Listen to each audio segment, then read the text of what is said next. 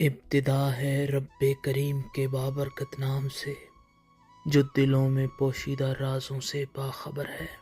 بسم اللہ الرحمن الرحیم۔ السلام علیکم۔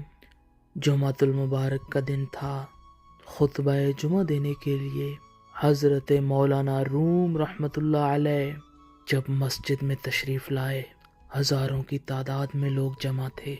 ممبر پر کھڑے ہوئے وعظ و نصیحت کے لیے تو فرمایا، لوگو، میرے نزدیک 1000 مسجدیں تعمیر کرنے سے بھی بڑا عمل یہ ہے کہ کسی بھوکے انسان کے پیٹ میں ایک لقمہ کھانے کا ڈال دیا جائے۔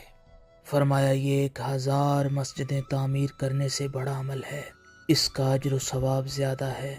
اس ایک جملے نے لوگوں کی روحوں کو جھنجھوڑ کر رکھ دیا۔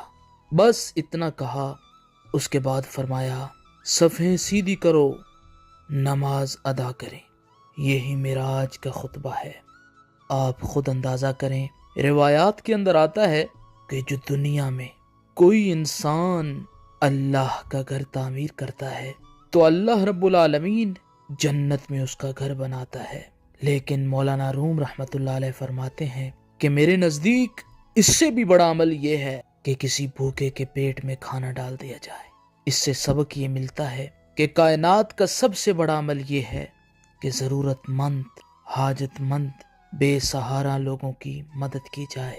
اس سے اللہ رب العالمین بہت زیادہ خوش ہوتا ہے اور بے پناہ اجر و ثواب عطا فرماتا ہے۔ اللہ پاک عمل کی توفیق عطا فرمائے، آمین۔